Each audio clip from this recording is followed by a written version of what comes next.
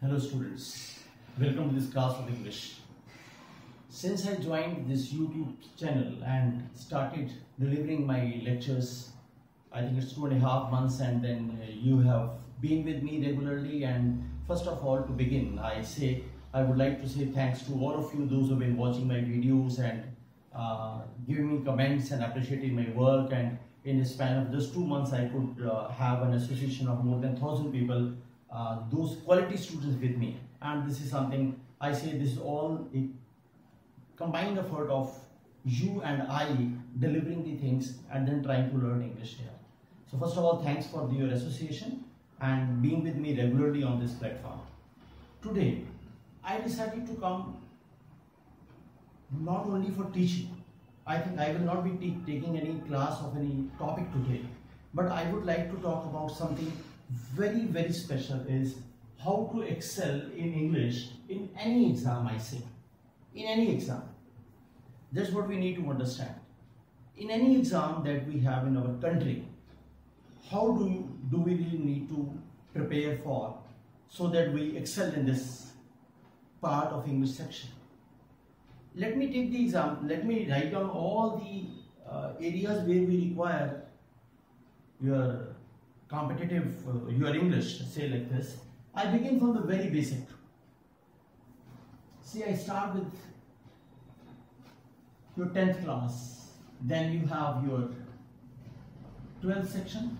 Some people after doing 10th class, they go to graduation and then they start doing it. BA English Honors. People have fancy for this particular stream. Many people I find they are keen of taking this CDS exam. People are interested in doing this.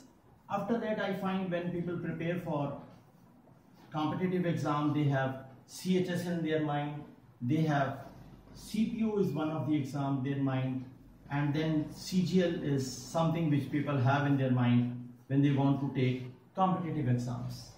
And after that, what? We say CGL hai, ye hai. Then we have got bank is there. Okay? Then we have definitely have railways there exam for sure. Okay? We can write like that. If you want to write railways, I say. There is one other exam, okay, I'll write here only. I'll explain it later. Then it's the paper of steno as well. Okay? That is what the paper is. And we have paper for IAS preparation as well. Pre, when you prepare for UPSC, pre. Then you have that exam as well. And after that, what? If you are preparing for, say, if you are preparing for MCA entrance exam, okay? If you are preparing for UG entrance exam, undergraduate exams after 12th, when you are out of your school and then you take certain exams to go through BBS and certain other IP and CLAT and all those things, then you require this particular exam as well. And nowadays there is entrance when CS you are taking. Again there is an entrance, there English is there. And if you go to CAT exam, you require English. When you see, when you take this GMAT exam, you have English. And when you have to take GRE exam, you have English. As far as my knowledge goes, maybe a few other exams, I'm just one person thinking, maybe other exams are also there, but these exams are the exams where there is a good stake of English in these exams. Okay? Now when there is a good stake of English, the agenda of this class, why I took this class is, whenever I go to classes, when I speak to students, people are asking, कि sir, English में number नहीं आ रहे, English में क्या करूँ कि चमत्कार हो जाए. But यार एक चीज समझने की है कि India is a country जहाँ पर 70% of population is living in villages. 30% people are living in the or in cities, and in cities, how many are able to study in good schools, where we say public schools, where English is really emphasized. Many of us are studying in government schools. I am also a product of government school. I was in government school earlier, before schooling. Now what happens? if you see the structure, English is not being taught to that extent in schools to prepare, though it is there. I am not saying, if you see 10th class 12th class, English is there. Now let's see कि कहां पर drawback आ जाता है जब हम exam देने जाते हैं, वो हम समझने की कोशिश करते हैं. I'll take one by one and I would like to tell you what is happening. See, मैं इसलिए बताना चाहता हूं कि आपका किस तरीके से ब्रेन वॉश किया हुआ है और आप किस तरफ गलत डायरेक्शन में जा रहे हैं. I am not a genius. हो सकता है मेरी इस वीडियो को देखने के बाद कुछ लोगों को परेशानी भी हो कि मैं गलत कह रहा हूं. I am ready to discuss that part, but if you just think keenly you will realise कि एग्जाम क्लियर करने के लिए बेस्ट काम क्या करना है. That's what the agenda is. देखिए, when I say 10th class, इस साल तो चलो सिलेबस कम हो गया, व्हाटएवर इट इज, बट अगर 10th क्लास में भी देखो तो एक आपका यार रीडिंग सेक्शन होता है, एक रीडिंग सेक्शन होता है, फिर एक आपका राइटिंग सेक्शन होता है और एक आपका लिटरेचर सेक्शन है.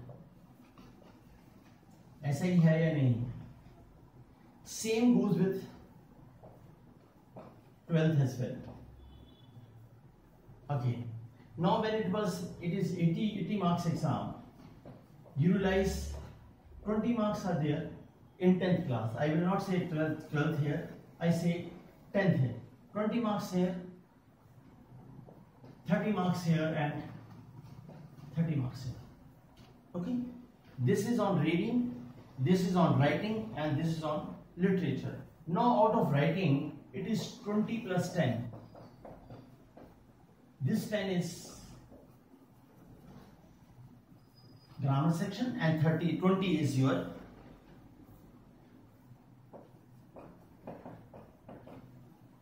writing skills. This is what the agenda. Okay. Now, if I go to 12th class, आप समझते हैं ना मैं जो समझाना चाह रहा हूं, आपको रियलाइज होगा this video will be an eye opener for all of you. Okay. चाहे वो कहीं गांव में बैठा है, चाहे वो टाउन में बैठा है, चाहे वो सिटी में बैठा है, चाहे कितना भी चैंपियन हो, you have to understand the crux. Let me tell you. 12th, जब आप 12th आते हैं तो 12th में सेम सिस्टम है. Reading, writing and literature. Reading is 20 marks, it is 30 marks, this is 30 marks. Okay? 20 marks जो school में लगा रहे हैं वो अलग अलग एजेंडा है, उसमें स्पीकिंग है, उसका होमवर्क है, whatever it is. I am not going to that section. जो पेपर देते हो बैठकर, यानी ये रीडिंग करना है, ये राइटिंग करना है जिसमें आपको लेटर लिखना है, जिसमें आपको आर्टिकल लिखना है, जिसमें आपको डिबेट लिखनी है, जिसमें आपको स्पीच लिखना है, जिसमें आपको नोटिस लिखना है, ये राइटिंग पर है और ये लिटरेचर पर है. Is it okay? Now, these are the two sections in schools that we studied. If I come to third section, academics की मैं पहले बात कर लेता हूँ.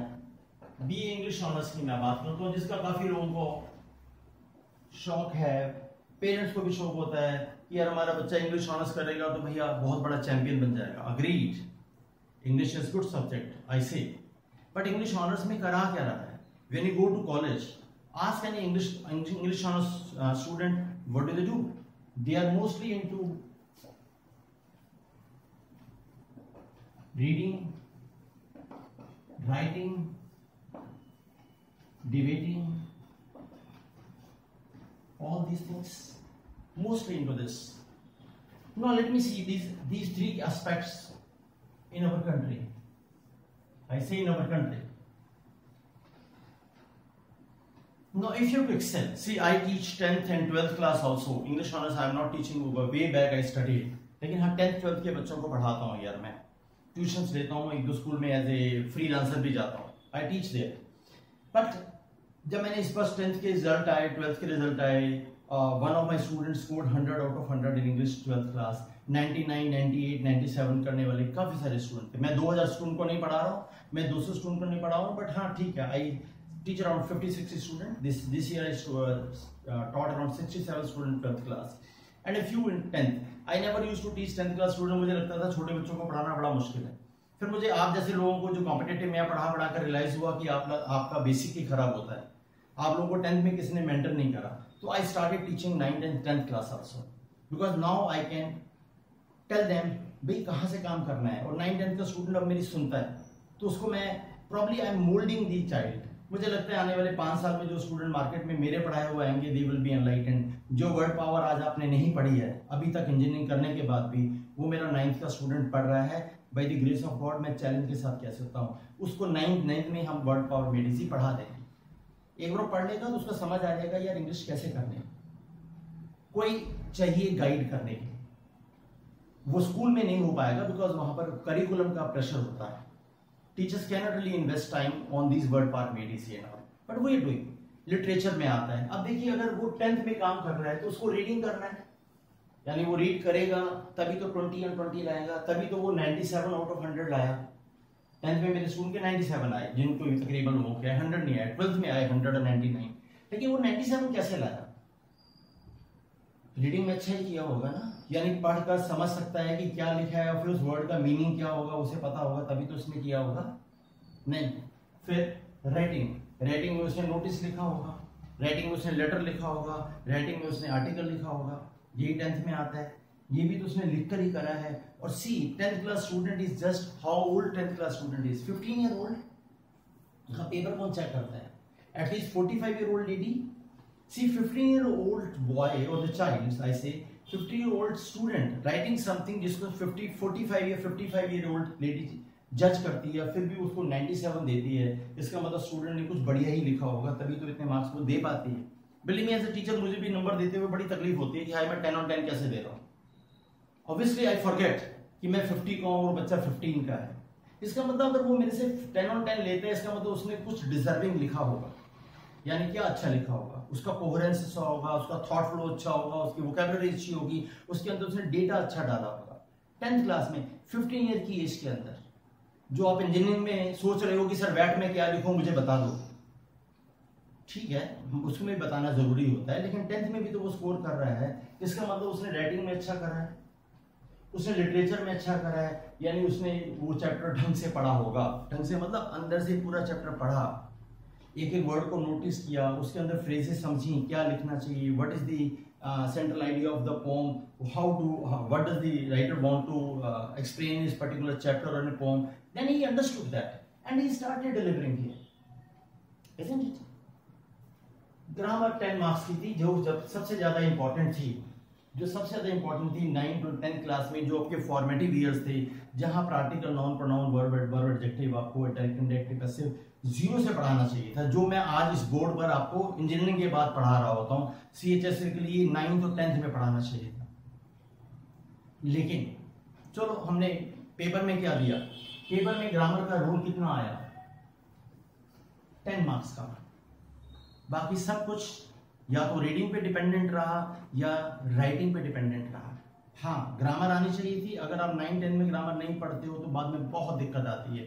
बिलीव मी, जिन बच्चों को मैं 9-10 में पढ़ा रहा हूँ their parents are really enlightened parents, they have given me the child कि सर आप इन्हें पढ़ाइए पूरा साल, और बिलीव मी जो आर्टिकल नाउन मैं आपको पढ़ा रहा होता हूँ ना वो उस बच्चे को भी पढ़ा रहा हूँ और वो भी पिक कर रहा है। He is not a duffer, in fact nobody is guiding him कि बेटा ये करना जरूरी है। तो वहां 9-10 में उसके फॉर्मेटिव ईयर में उसके बेस में ग्रामर जीरो से डाल रहे हैं।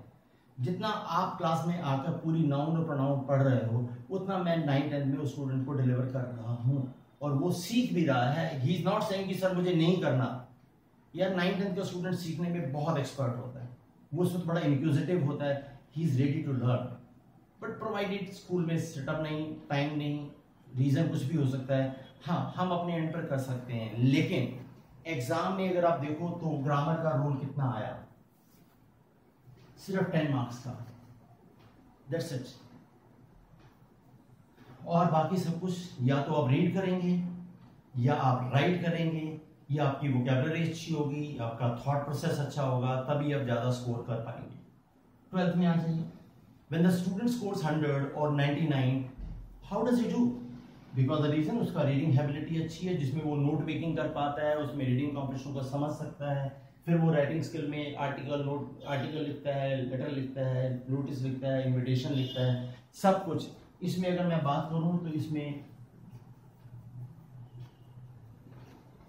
12th क्लास में ग्रामर है ही नहीं CBSE के पेपर के अंदर। इट मीन्स रीडिंग आएगा, राइटिंग आएगा, लिटरेचर आएगा। लिटरेचर भी राइटिंग जैसा ही है, जहां पर आपकी वोकैबुलरी अच्छी होनी चाहिए, जहां पर आपकी रीडिंग अच्छी होनी चाहिए।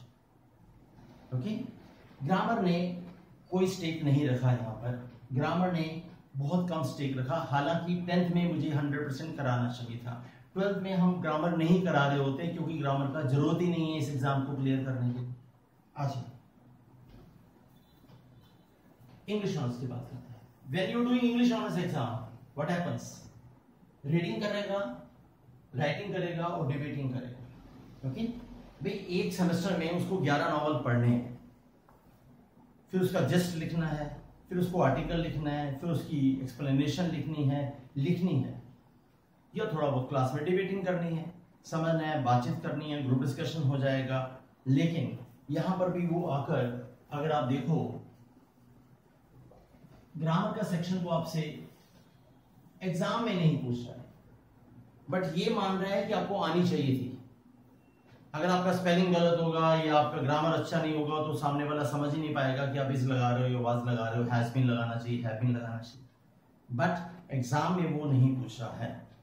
It means if you in a country like India where you are taking these exams, 10th में 10 मार्क्स आउट ऑफ 80 मार्क्स की ग्रामर आ रही है, 12th में कोई ग्रामर नहीं आ रही, और BA इंग्लिश ऑनर जैसे एग्जाम में जो प्योरली इंग्लिश का है, there is no grammar in this exam.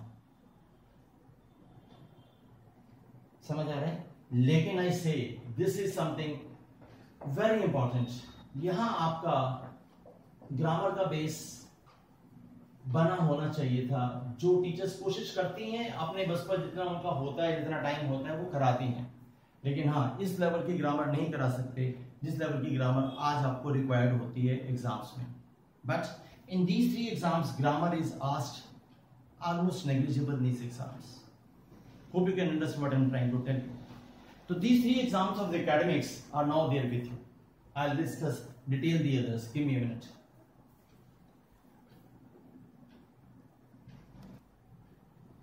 Let's see. CDS का पेपर दीजिए, ठीक है? 100 क्वेश्चंस आएंगे। उस 100 क्वेश्चन में जो CDS के पेपर में, अगर आप कभी देख लीजिए, उठा लीजिए पेपर CDS का, उसमें वो आपसे इडियम्स पूछ रहा है, उसमें वो आपसे सिनोनिम पूछ रहा है, उसमें वो आपसे एंटोनिम पूछ रहा है, उसमें आपसे वो स्पेलिंग पूछ रहा है, ठीक है? उसमें आपसे वो वन वर्ड सब्स्टिट्यूशन पूछ रहा है।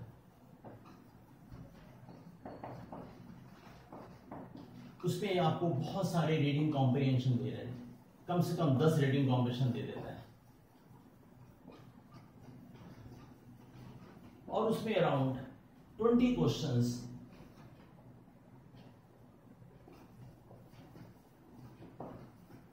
स्पॉटिंग एरर के देते हैं।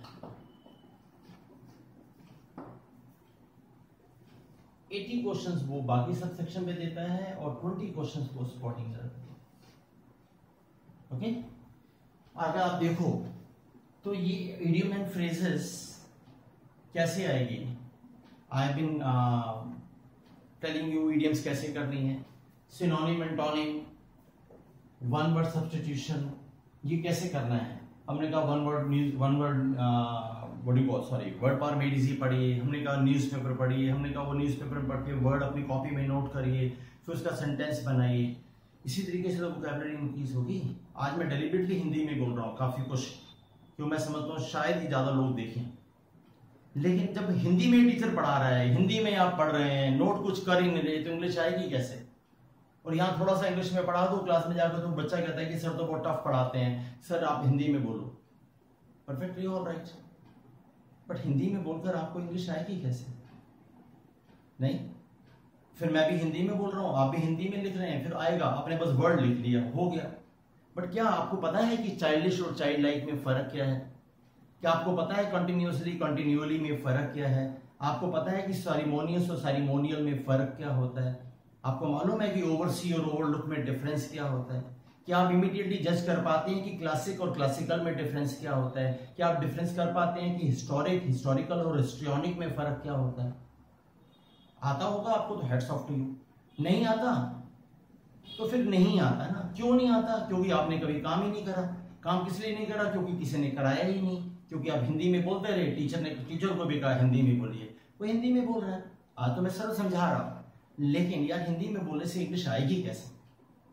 एटलीस्ट कुछ पार्ट तो आपको इंग्लिश में बोलना ही चाहिए, जिससे आप सीख पाए, उसको रिवाइज कर पाए। But no, now let's see, CDS का पेपर देते हैं भाई, आप इंटीरियर से भी तो उसका पेपर दे रहे होते हैं, बट ऐसा थोड़ी है कि सर आप भी देते हैं, आपके अगेंस्ट दिल्ली का स्टूडेंट भी तो पेपर देता है, बॉम्बे का स्टूडेंट भी पेपर देता है, आप उसे कैसे बीट करोगे?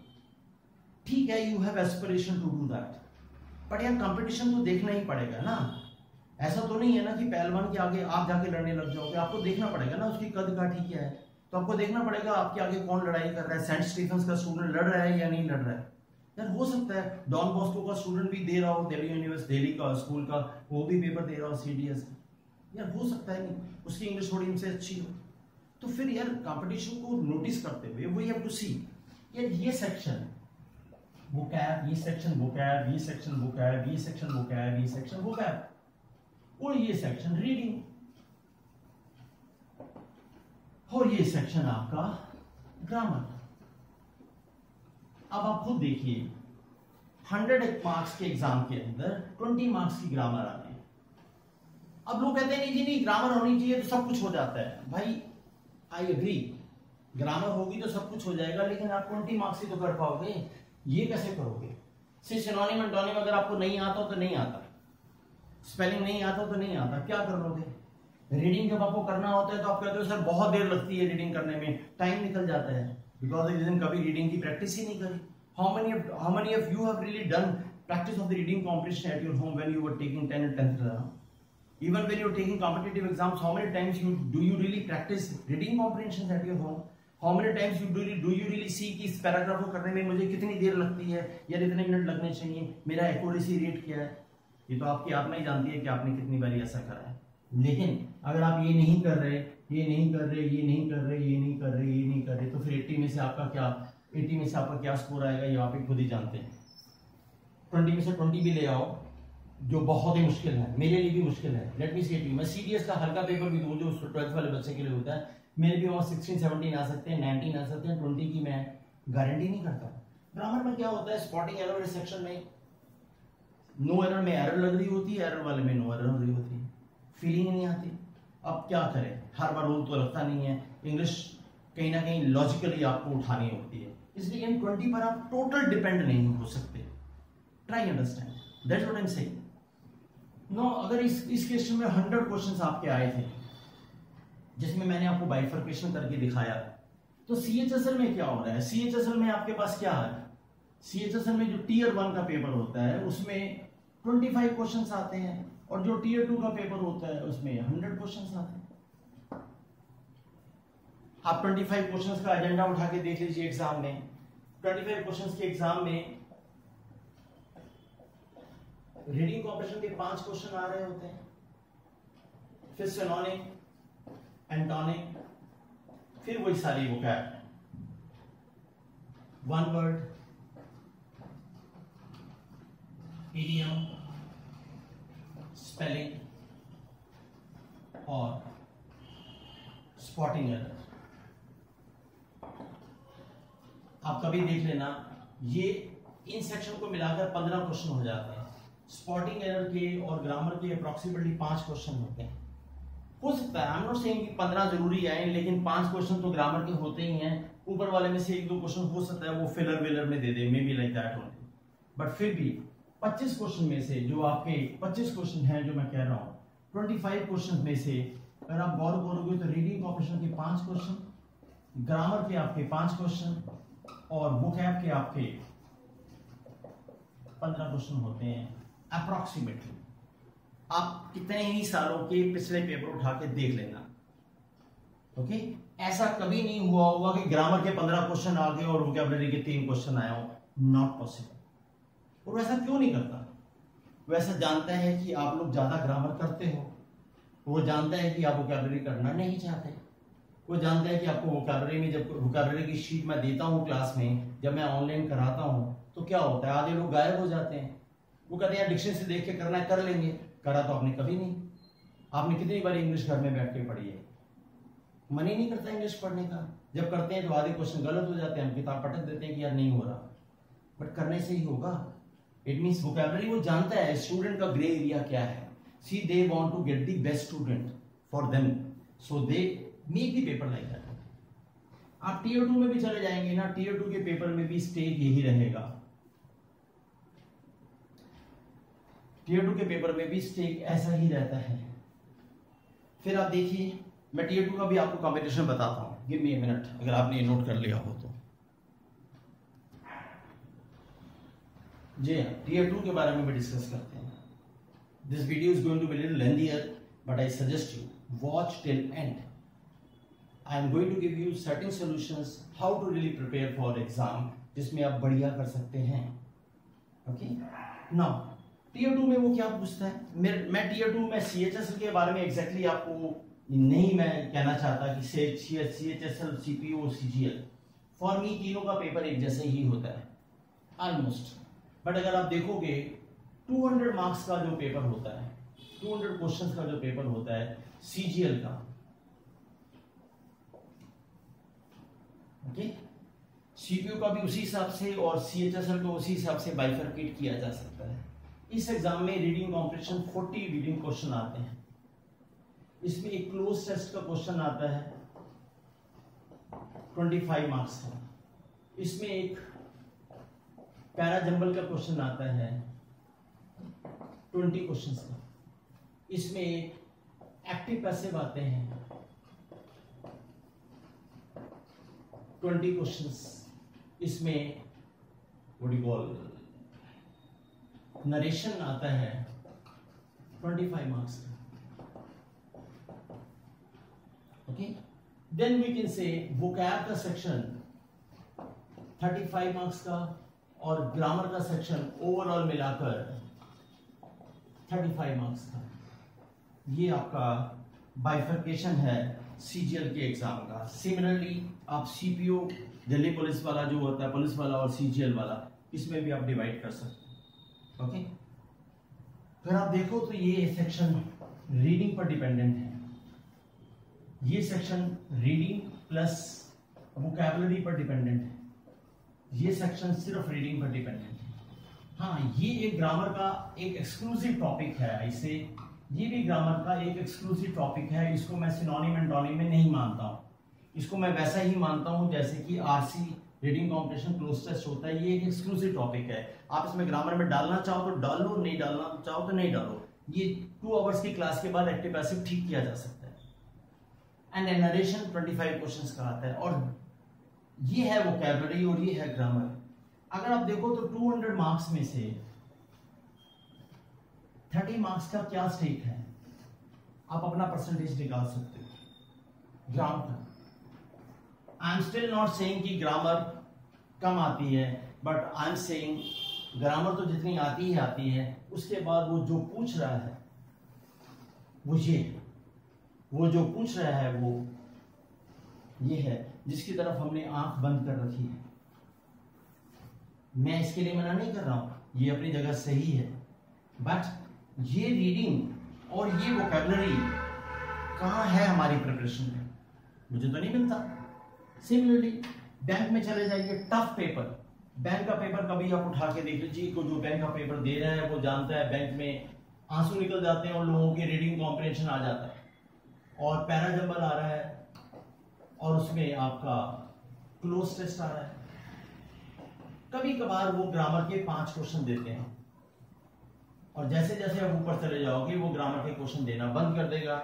अगर यही पेपर अगर आपका RBI का हो जाए तो ग्रामर नहीं आएगा, रीडिंग कॉम्प्रिहेंशन आ रहा है, क्लोज टेस्ट आता है, पैरा जंबल आता है। Ask any banking exam student, आप नेट पे खोल के देखना क्या होता है। ओके, रेलवे का पेपर भी वही लेवल होता है जो आपका ऊपर CHSL का है। स्टेनो का पेपर का वही लेवल है जो CHSL का है। ओके, IAS के पेपर में इंग्लिश तो नहीं आती, लेकिन प्रीम में आपको आर्टिकल लिखना होता है, ऐसे लिखना होता है, वो लिखना ही होता है, उसमें ग्रामर नहीं होती, उसमें आपको लिखना ही होता है। यानी आपको वोकैबुलरी आनी चाहिए, आपको कोहेरेंस आना चाहिए, आपको नॉलेज होनी चाहिए। यानी आपने रीड किया होगा तभी तो पता होगा कि इसके बारे में लिखना क्या है। नहीं, वहां पर भी यही सब कुछ चाहिए। लोग क्लास ले रहे हैं जी, आईएएस की क्लास में जा रहे हैं जी, वो इंग्लिश की क्लास में क्या कर लोगे यार जाकर? अगर आपको टॉपिक के बारे में नहीं पता तो व्हाट विल यू राइट? आपको वोकैबुलरी नहीं आती तो what will you right? Grammar आनी चाहिए, वो आपको 10th में सीख लेनी चाहिए थी। बट यहां पर आते ही उसने आपसे ग्रामर नहीं पूछी, यहां पर आकर आपको ग्रामर का सिर्फ 17% स्टेक वो पूछ रहा है, और बाकी सारा स्टेक 83% वो दूसरी दुनिया से पूछ रहा है जिसमें हम काम करना नहीं चाहते या नहीं कर रहे, sorry to say. And then come to this, MCA का एंट्रेंस एग्जाम होता है, आईपी यूनिवर्सिटी एमसीए एग्जाम कराती है। 100 मार्क्स के क्वेश्चन में 25 मार्क्स इंग्लिश का पेपर होता है, और बिल्कुल यही सेक्शन आता है। यूजी एंट्रेंस के एग्जाम में, चाहे वो सीबीएस का पेपर हो, जो बीएमएस वाला पेपर हो, चाहे वो क्लैट वाला पेपर हो, क्लैट के स्टूडेंट को मैं कहता हूं टफ इंग्लिश आया, सेम पेपर आता है, वही सिनोनिम, वही एंटोनिम, वही इडियम फ्रेज, वही रीडिंग कॉम्प्रिहेंशन, वही क्लोज टेस्ट, थोड़ा सा ग्रामर। इवन आप एलएलबी का पेपर दे दीजिए, जो लॉ कर रहे होते हैं ग्रेजुएशन के बाद, उसके पेपर को भी मैंने देखा है, सेम इंग्लिश का पैटर्न उसमें दे रखा है। सीएस का पैटर्न इस बार ऐड ऑन हुआ है, सीएस में भी सेम सिलेबस है। I have been taking classes for the CS students as well, I found same syllabus is given there. Apart from this उसने लिखा है, उसमें नोटिस लिखिए, मीमो लिखिए, इंटर ऑफिस मीमो लिखना है, वो ऑफिशियल लेटर लिखना है, लेकिन तो वो लिखना ही है, लिखेगा कैसे? राइटिंग स्किल आती होगी, वोकैबुलरी पता होगी, स्पेलिंग ठीक होंगे, तभी तो करेगा, या नाउन प्रोनाउन पढ़ने से कर लेगा? वो 10th में करना चाहिए था, ओके। लेकिन पेपर में जो पूछ रहा है वो और सेक्शन भी पूछ रहा है, 85% वो पूछ रहा है। फिर कैट का एग्जाम दे दीजिए। I teach CAT students also at one of the institutions in Delhi. CAT के स्टूडेंट को जब मैं पढ़ा रहा होता हूँ तो कैट वाले से पूछ के देखिए पेपर में क्या आता है। कैट के एग्जाम में रीडिंग कॉम्प्रिहेंशन आता है और पैराजंबल आता है, तीसरी तो कोई चीज ही नहीं आती। हार्डली कभी वोकैबुलरी पूछ लेता है। चलो वोकैबुलरी आनी चाहिए, बिकॉज रीडिंग कॉम्प्रिहेंशन उसमें नहीं आता। अगर समझ नहीं आएगा तो रीडिंग कॉम्प्रिहेंशन समझने के लिए vocabulary is required there, but grammar तो कभी नहीं होती। I teach grammar in those classes. I am not saying I don't teach classes in teach grammar in these classes when I go to CAT classes. But अगर आप exam की बात करोगे तो एग्जाम में उसने नहीं पूछा है। एग्जाम में वो आपकी रीडिंग स्किल, रीडिंग कॉम्प्रिहेंशन में पूछ रहा है, और पैराजंबल में भी रीडिंग स्किल ही पूछ रहा है। अल्टीमेटली वही तो है। एंड देन इवन आप जीमेट का पेपर दीजिए और जीआरई का पेपर दीजिए, ये दो पेपर ऐसे हैं जो इंटरनेशनली बाहर जाने के लिए हैं। इसमें ग्रामर के टफ कॉन्सेप्ट पूछता है। हाँ, इसमें काफी सारा ग्रामर का स्टेक आ जाता है। ये वो सेक्शन है जिसमें वो आपसे ग्रामर पूछ रहा हो, बट इसमें भी रीडिंग कॉम्प्रिहेंशन बहुत सारा आता है, इसमें भी वोकैबुलरी बहुत सारी आती है। हाँ, इसमें वो बेसिक कॉन्सेप्ट को अच्छे तरीके से पूछता है। Now if you see these exams, what I wanted to, hope you understood what I'm trying to say. What I wanted to tell you, all these exams starting from 10th class up to CAT exam class, CAT exam, you realize they're asking you more of the section. Which one? They're asking you more about your reading, they're asking you more about your vocabulary, they're asking you more about your writing skill. आप जानते हैं अच्छे तरीके से वो CHSL के exam में और SSC के एग्जाम में Tier 3 में आपसे आर्टिकल राइटिंग करा रहा है। क्यों? वो चाहता है कि आप वो देखे आपको कितना लिखना आता है। आपने ये तो देख लिया कि फिलैंथ्रोपिस्ट ये होता है ऑप्शन देखकर, but if you right in article, do you really recall the word aesthetic, do you recall the word austere, you recall the word philanthropist? आपको याद है? नहीं है। अगर आप ऑप्शन देख के करते हो तो ठीक है, लेकिन राइटिंग स्किल में आप कैसे लिखोगे? राइटिंग स्किल में तो वर्ड आना चाहिए ना यार आपको। वो यही तो जज कर रहा है। हाँ, वहां जज कर रहा है कि ये कोहेरेंस ऑफ सेंटेंसेस है, ग्रामेटिकली करेक्ट बनाया या नहीं बनाया है, लेकिन वो ग्रामेटिकल के अलावा आपका और भी स्किल्स चेक कर रहा है। नहीं तो आप किसी एग्जाम में देखो तो हम आपसे क्या चेक करवा रहे हैं? Reading, vocab, writing. Okay, give me a second. Yes. Now what I was saying is कि आपको टेस्ट करने के लिए जितने भी पैटर्न मैंने बताए, उन सब पैटर्न में फोरमोस्ट क्या है? फोरमोस्ट रीडिंग का सेक्शन है, फोरमोस्ट वोकैबुलरी पे काम करना है, और इम्पॉर्टेंट है आप राइटिंग पर काम करिए, आर्टिकल राइटिंग, ई राइटिंग, गुड राइटिंग, प्लस हाँ ग्रामर पर भी काम करिए। I am not saying grammar पर काम नहीं करना है, ग्रामर पर काम करिए, लेकिन इस वाले सेक्शन को नीचे रखिए, ग्रामर को ऊपर मत ले जाइए। अब प्रॉब्लम क्या है कि आप ग्रामर पे ही ज्यादा जोर लगाते हो, सब ग्रामर ही पढ़ना चाहते हैं। इवन सीटेट जैसा एक पेपर होता है टीचर्स का, वो भी जब मैं पढ़ाता हूँ तो उसमें भी सीटेट के पेपर में ग्रामर का एक क्वेश्चन भी नहीं आ रहा, बट वो टीचर्स क्या ही होती हैं कि सर आप इंग्लिश की क्लास में आप ग्रामर पढ़ा दीजिए, हमारा बेसिक तो ठीक हो जाएगा। लेकिन आपका बेसिक ठीक करके क्या करूं, पेपर में तो रीडिंग कॉम्प्रिहेंशन आएगा, पेपर में तो वोकैबुलरी आएगी। अब आप ग्रामर सीख रहे हैं, सीखिए, I have no problem in the class, I have to teach, grammar आनी ही चाहिए। लेकिन यार स्मार्ट वर्क क्या है, एग्जाम पे पेपर कैसे निकलेगा, how will you excel there. मेरा गोल ये एक्सेल करने का, मैं नहीं कह रहा हूँ ग्रामर नहीं आनी चाहिए, मुझे ग्रामर नहीं आती तो मैं टीचर कैसे बनता। I know grammar to the core, I know that, okay. But मैं तो शायद ही कभी क्लास में ग्रामर की टर्मिनोलॉजी में पढ़ाया हो मैंने कि इन्फिनिटिव होता है और जेरेंड होता है और ये क्लॉज होती है, आता है पढ़ाता हूं, लेकिन आई नेवर फोर्स यू कि ये क्लॉज ही सीखते रहो 24 घंटे। पेपर कैसे निकलेगा यार, पेपर तो 20 क्वेश्चन से थोड़ी निकालोगे सीजीएल में, टीयर 2 के अंदर, पेपर तो यहां से निकालोगे। ये आपका कमजोर है, इस पे आप काम ही नहीं कर रहे। आप कह रहे हो टीयर 2 की क्लासेस ले लो, सर मैं ज्वाइन कर रहा हूं कोचिंग में। No, the irony of the thing is, now what happens is, ये सेक्शन पर आपको काम करना चाहिए था, मेरे ख्याल से आपको समझ आ गया। 10th से लेकर आज तक सिर्फ आपको ग्रामर पढ़नी थी 10th क्लास में, हार्डकोर जेन्युइन वाले तरीके से। अगर आपको नहीं आती थी, आपने 10th में नहीं पढ़ी है, तो अब पढ़ लीजिए। आई एम नॉट सेइंग कि मत पढ़िए, लेकिन एक बार पढ़ के वो चैप्टर क्लोज कर दीजिए। आफ्टर दैट यार बिल्डिंग ब्लॉक यहां बनाइए। बट व्हाट हैपेंस इज कि आप ग्रामर ग्रामर ग्रामर ग्रामर ही कर रहे हैं। सॉरी टू से one thing, I am not accusing any other teacher in the market, but आप यूट्यूब खंगाल लीजिए। आज मेरी क्लास, मेरी वीडियो के बाद यूट्यूब देखना, हर चैनल पर टीचर क्या पढ़ा रहा है इंग्लिश वाला, आप खुद देख लीजिए, मुझे बोलने की जरूरत नहीं है। या तो वो आर्टिकल पढ़ा रहा है, या नॉन पढ़ा रहा है, या प्रोनाउन पढ़ा रहा है, या इन्फिनिटिव पढ़ा रहा है, जेरेंड पढ़ा रहा है, वो आपको कंडीशनल सेंटेंसेस पढ़ा रहा है, अग्रीड है।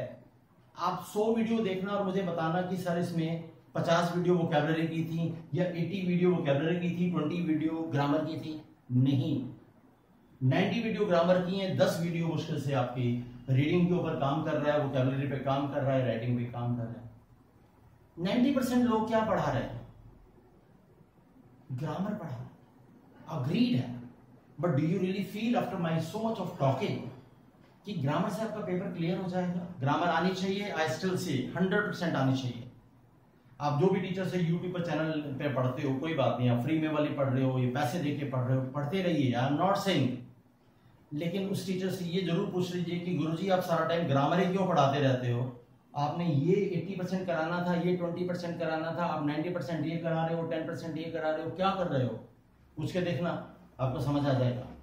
लेकिन यार वो मार्केट में क्या होता है, sorry I am going to say something, कि यार प्रोडक्ट बेचना होता है और सेलिंग होती है फियर से। तो फियर क्या है? फियर ये है कि आपको ग्रामर नहीं आती, ग्रामर में मैं चमत्कार कर सकता हूँ, 10 रूल पढ़ा कर दिखा सकता हूँ कि बेटा देखो ये रूल तुम्हें नहीं आता, ये ऐसे होता है, ये वैसे होता है। अग्रीड है, I am taller than she होना चाहिए, आई एम टॉलर देन हर नहीं होना चाहिए। आप भी मुंह खोल के देखते हो गुरुजी क्या कह रहे हैं, अग्रीड है। This can be astonishing only for some time, जब तक आपको वो रूल पता नहीं चल जाता, उसके बाद खेल खत्म। वो तो 20% का है ना, तो 80% क्यों नहीं कर रहे हम? Why the teacher is not teaching you the 80% of the section which you really need to do? And what is the idea? How to do it? कि 4 वर्ड लिख दिए और मैंने बता दिया ये आंसर हो गया, आपने कर लिया, हो गया बस। किसी स्लाइड में मैंने करा दिया, वर्ड लिख दिया, मैंने कहा हाँ इसका आंसर ये होता है। कैसे याद रहेगा? क्या निमोनिक से करो, क्या रूट वर्ड से करो, या प्रीफिक्स सफिक्स से करो, या वर्ड पावर बेसिस से करो, या मैं रेगुलर एक्सरसाइजेस करूं, या क्लास में जब भी आप जाओ टीचर आपको आधा टाइम कम से कम 80% टाइम टॉर्चर करे, ये लो शीट करो यार इस पे काम करते हैं, रिवाइज करिए। I don't find anything happening with this. और बार बार जो आप देखते हो ना, बार बार जब हम बोलते हैं एक ही चीज को, तो वो सत्य से लगने लगती है, वो सच लगने लगती है। तो जब बार बार आप यूट्यूब खोलते हो, बार बार आप क्लासेस में जाते हो, किसी भी इंस्टीट्यूशन में जब टीचर ग्रामर पढ़ाता है तो आपको लगता है बस ग्रामर से ही मेरा बेड़ा पार होगा, क्योंकि आप बार बार वही तो देख रहे हो, वही सुन रहे हो। तो इट इज काइंड ऑफ एक माहौल बन गया है, सबको लगता है कि यार उससे हो जाएगा।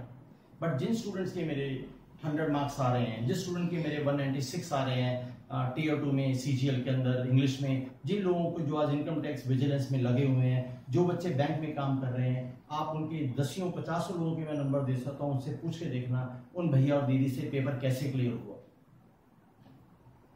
क्या सिर्फ वो यही पढ़ रहे थे? वो इसको भी पढ़ रहे थे। And this is what is important. I say no how to excel. Excel is, आप सबसे इंपॉर्टेंट ग्रामर बेस पर फुली काम करें।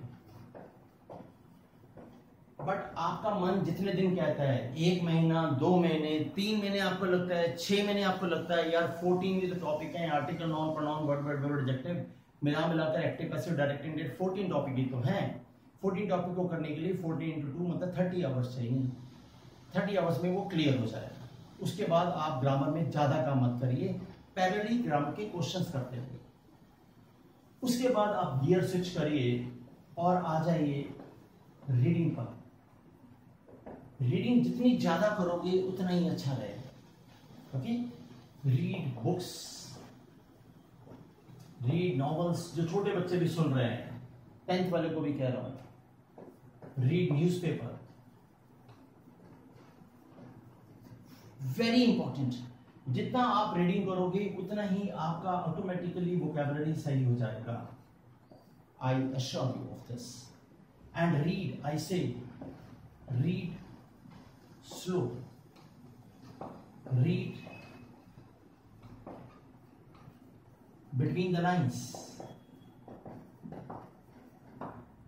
note all vocab words with you, underline करिए पढ़ते पढ़ते, फिर उन वर्ड्स को अपनी कॉपी में नोट करिए, फिर उस वर्ड का मीनिंग लिखिए और फिर उस वर्ड्स को टाइम एंड टाइम रिवाइज करिए and start using those words in daily routine as well.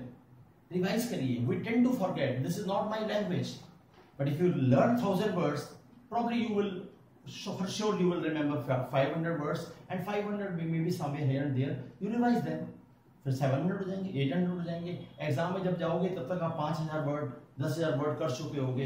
Exam से पहले 1 हफ्ता भर रिवाइज करना, सारे याद हो जाएंगे। एग्जाम में जाके 60 लग जाएगा। पर लगेगा कैसे? वो वर्ड नोट तो करा होना चाहिए था खुद से, बुक में नहीं। बुक में जो प्रिंटेड है वो आपने नहीं करा, और वो रटने से कुछ नहीं होगा। मैंने से दी वर्ड अनार्किस्ट, अनार्किस्ट सोचने पर, सैडिस्ट सोचने पर, जैसी सैडिस्ट सोचता हूं तो मुझे वो 3 इडियट का प्रिंसिपल याद आ जाता है। ऐसे वाला याद होना चाहिए। अच्छा यार ये वर्ड, अच्छा वो वैसा होता है, अच्छा ये ऐसे होता है। वो तब तक नहीं होगा जब तक आपने खुद से नहीं लिखा होगा। नहीं तो 40 रुपए में बुक मार्केट में मिलती है, 4000 वर्ड होते हैं, रट लो। बट वो तो ऑफ पेपर तक जाते जाते भूल जाएगा। खुद करना पड़ेगा यार, खुद करना पड़ेगा। नोट डाउन वर्ड्स, कम से कम 5000 वर्ड का एजेंडा बनाओ, करिए। 10th वाले को भी, 12th वाले को भी, ग्रेजुएशन वाले को भी, इंजीनियर को भी कह रहा हूँ, एग्जाम क्लियर करना है तो वर्ड नोट करिए। कैट वाले को भी कह रहा हूँ। अब कैट के स्टूडेंट का एग्जाम होने वाला है, जिनको मैं पढ़ाता हूँ, मुझे फोन कर रहे हैं कि सर रीडिंग कॉम्पिटिशन कर रहे हैं, 4 में से 2 ऑप्शन तक रूल आउट हो जाती है, बाकी 2 नहीं हो पा रही। सर बड़ी मुश्किल आ रही है। इसलिए आ रही है क्योंकि आपने पिछले 3 साल में रीडिंग कॉम्पिटिशन तो पढ़ा ही नहीं। अब जब एग्जाम आ गया तो उठा दिया रीडिंग कॉम्पिटिशन और समझने लगे कि मैं चैंपियन हूँ, कर लूंगा। बट यार रीडिंग कॉम्पिटिशन तो एक एब्स्ट्रैक्ट चीज होती है ना यार, ये तो सब्जेक्टिव है। आप पढ़िए, आपको समझ आएगा, फिर आपका गलत होगा, फिर कोई बताएगा कि यार बी नहीं होना चाहिए था, ये सी होना चाहिए था। धीरे धीरे आपका फ्लो बनेगा। Then you will be able to understand the that mindset of the writer, उसका वेवलेंथ क्या था। Gradually you will be able to understand कि ओके 3 नहीं होना चाहिए, 4 होना चाहिए। बट ये ओवरनाइट थोड़ी होगा, इसका मतलब उसको पहले से करना चाहिए था। इसमें टाइम लगेगा। यानी रीडिंग करें, रीडिंग करेंगे वोकैबुलरी सही हो जाएगा, और रीडिंग करेंगे वोकैबुलरी सही हो जाएगा तो ऑटोमेटिकली राइटिंग आपका 110% सही हो जाएगा। When you write a letter saying to someone कि sir I am an engineer and I want to apply for this particular job, ये वो ऐसे वैसे मान लिया। बट अगर आप लिखते हैं I have completed my education from this and I am an aspirant of particular this and this, तो एस्पायरेंट में और आपके वांट टू अप्लाई में फर्क नहीं होता। सामने वाला पढ़ता है तो उसे समझ आ जाता है कि through this letter of mine I am constrained to express my resentment. When you say I am constrained to express my resentment through this letter of mine, make sense. बाकी आप कुछ भी लिखिए, लेकिन जब मैं पढ़ता हूँ रिजेंटमेंट एंड ऑल, एकदम से मैं समझ जाता हूँ कि स्टूडेंट अच्छा है, वही 12th में आपको 10 on 10 दे देता हूँ। क्यों? आपकी वोकैबुलरी मुझे इंप्रेस करती है। नहीं तो लिखना तो सबने वही है, through this letter of mine I would like to draw your attention, यहीं से तो शुरू करते हो, लेकिन अंदर क्या लिखते हो, कौन सा वर्ड लाते हो, उसको अंडरलाइन करते हो या नहीं करते हो, यार ये कैसे आएगा? वो वर्ड कहीं होना चाहिए पेट में, फिर वहां से निकल कर आएगा, फिर आपके दिमाग में आएगा, फिर आप लिखेंगे, लेकिन पेट में कैसे जाएगा? पहले आपने खाया तो हो। Means you have to read, grab it, note it down somewhere, revise it n number of times, and then you do it, and then you will excel it. English is drop by drop you find your picture filled. English is not 1 month job, 2 month job, 3 month job. English is, I say, 3 years job. यार I am in industry for last 20 years यार, अभी मुझे खुद को English पूरी नहीं आती। how will I say कि आपको ओवरनाइट आ जाएगी, बट हाँ consistently working. when I read something now मुझे ऐसा लगता है म्यूजिक आ रहा है, wow what a thing, I love doing English. क्यों यार? मैं उसमें इतना कर चुका हूँ। आप भी करिए, मैं नहीं कह रहा कि 20 इयर्स आपको लगाने हैं, लेकिन यार it's a matter of year और 2 और 3 इयर्स में भी, depending on one's own level कैसे करता है। जो जूनियर स्टूडेंट सुन रहे हैं, they must pull up their socks and start today, do this foremost, and this have someone, the one who can teach you grammar at full length. Find someone जो आपका grammar का base बिल्कुल ठीक कर सके, जो नंबरों नहीं बजाए, जो ये नहीं कहे कि हाँ बेटा ग्रामर से सब कुछ होगा। सॉरी टू से, ग्रामर सीखिए, सारे टॉपिक पढ़िए, you must know the thing, teacher से पढ़िए, यूट्यूब से पढ़िए, जहां से मर्जी पढ़िए, लेकिन सिर्फ और सिर्फ इसे ही मत करते रहिए। My goal is this, if you want to excel, I say if you want to excel in exam, you really need to work on reading section foremost, and then if you do the reading section one, and secondly your vocab, ये 2 section आपके जो आपको जीत दिला सकते हैं, ये 2 section आपको जीत दिला सकते हैं along with grammar. But only grammar will fail you for sure. अपनी कॉपी में लिख लीजिए, टीयर 1 निकाल लोगे, टीयर 2 नहीं निकलेगा, और तो पूरा 200 नंबर का पेपर आएगा या 100 नंबर का पेपर आएगा। एंड गवर्नमेंट भी जानती है यार, पेपर सेटर भी जानती है कि इंग्लिश में हम कमजोर हैं, इसीलिए तो सीपीओ जैसे पेपर में और सीएचएस जैसे पेपर में या और किसी पेपर में टीयर 2 में इंग्लिश रखी है। क्यों भैया, हिंदी क्यों नहीं रख देते जब हिंदू देश है मेरा तो? बट यार वो जानते हैं अवर ग्रे एरिया क्या है। हमारा ग्रे एरिया तो हिंदी भी है। जब आर्टिकल लिखना होता है सीजीएल में, वो गवर्नमेंट कहती है कि आप हिंदी में भी लिख सकते हो। आपको हिंदी भी कहाँ आती है?